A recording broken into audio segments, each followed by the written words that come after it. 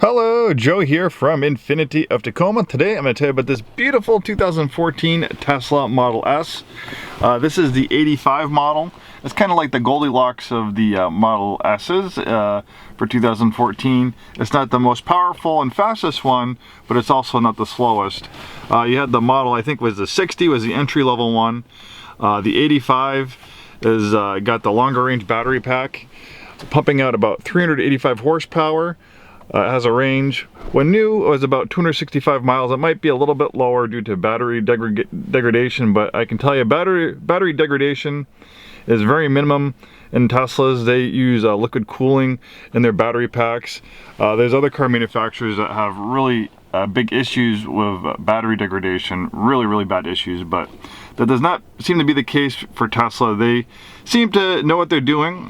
You know, I'm a car enthusiast. I've been with Infiniti 16 years, you know, I love Infiniti, but I'm also a big Tesla enthusiast. I've been a long time investor in Tesla. I've been following the products, and I think eventually, maybe 10, 15 years in the future, it's just all cars will be electric just for a lot of reasons. And Tesla really does a great job with their batteries.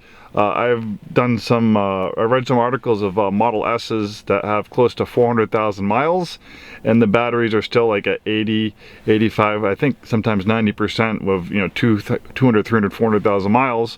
Where there's other electric cars that, you know, we're supposed to have a range new about 75, 80 miles, but then with 30, 40,000 miles, the range has dropped down to like 30, 40 miles, almost pretty much useless.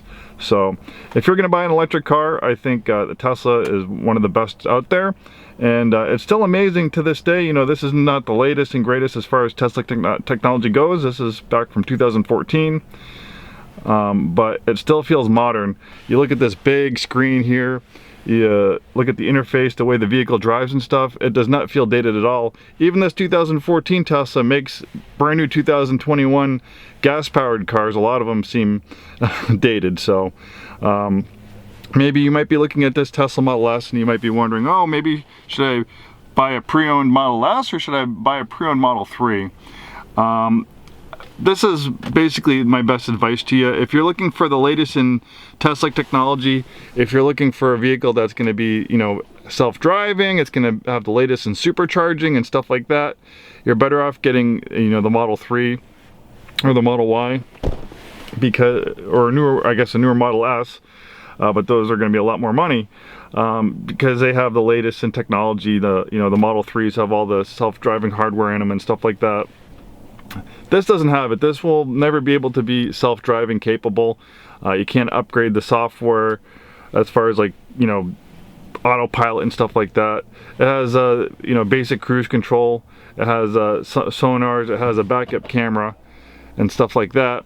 It has a lot of cool technology, but it's not going to ever be a self-driving vehicle. It just does not have the software and stuff like that in it.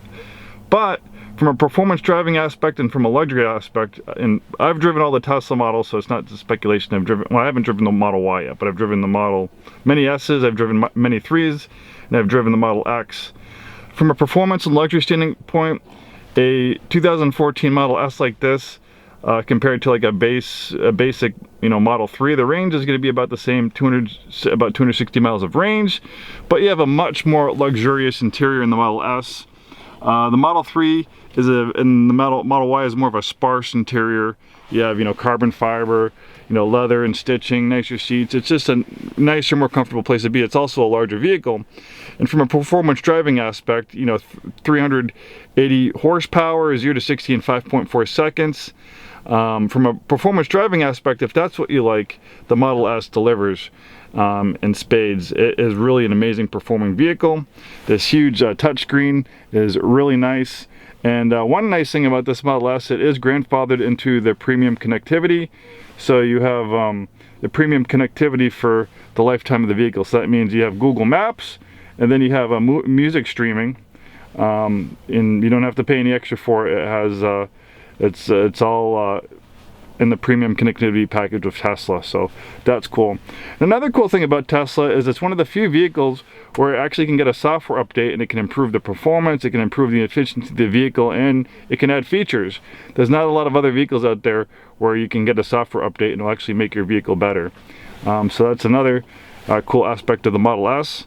They did have some talk about issues with the infotainment system in the old Model S's where the screen would go black.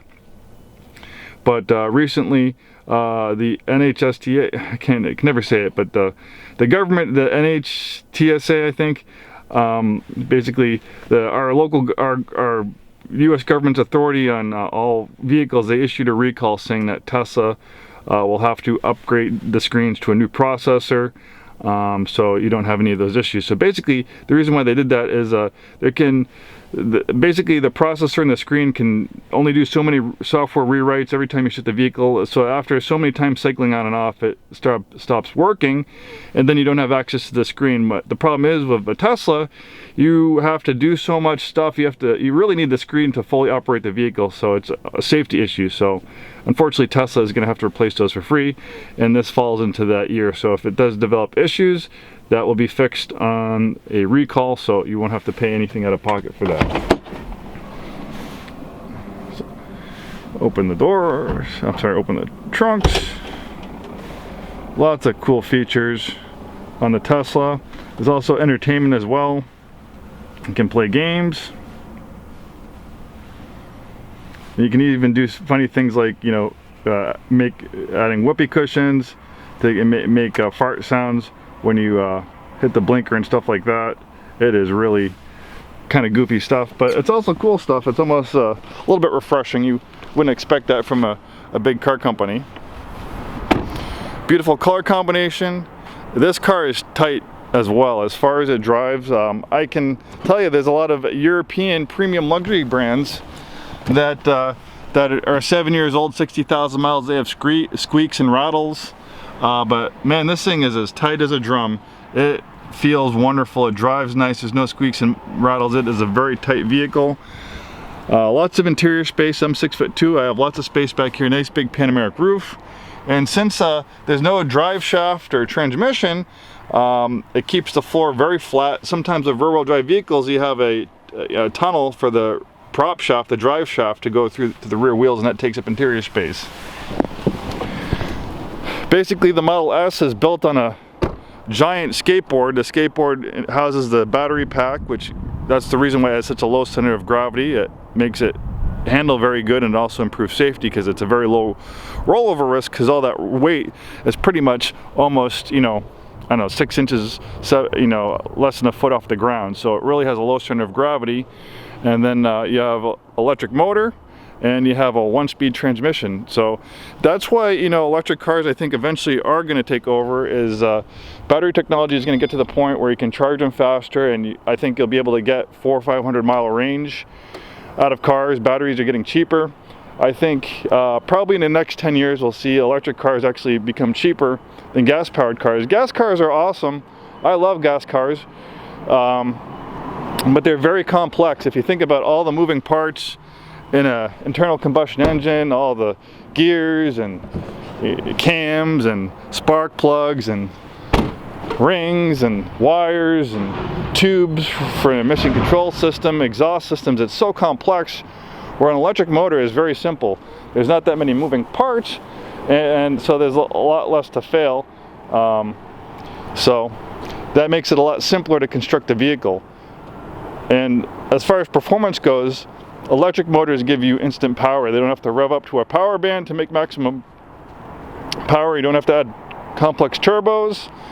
Electric cars, as soon as you hit the gas pedal, you have almost 100% of your peak torque, and that's why you have this snapping acceleration. You can see performance versions of the Model S smoking Hellcats at the drag strip. It's just it's really hard to compete with an electric vehicle in that aspect. But as far as the sound of a V8 engine, that feeling, the shifting gears, I mean, there will always be a place for that type of thing. I mean, just like motorcycles and dirt bikes and quads. Harley Davidson isn't a practical version of a motorcycle, but people ride Harleys because they love them, and they love the way they sound and feel. So that'll be the case of gas-powered vehicles, but I think eventually it'll be all electric. Probably, I'd say in the next 10 or 15 years. This Model S is a relatively local vehicle. Spent most of its life in Washington. in Oregon. One owner, Clean Carfax. You do have a complimentary Carfax report. Beautiful. This is about a $70,000 car new. I think this is an awesome electric vehicle. It's a performance machine. It's got really cool software. If you've dreamt about owning a Tesla but can't afford a brand new one, this is a great way into Tesla ownership. It doesn't have all the features and the latest, greatest in technology, but it's still a very, very cool vehicle and a lot different than pretty much every other car on the road that isn't a Tesla. Thanks for watching this video. Hope to see you soon and have a wonderful day.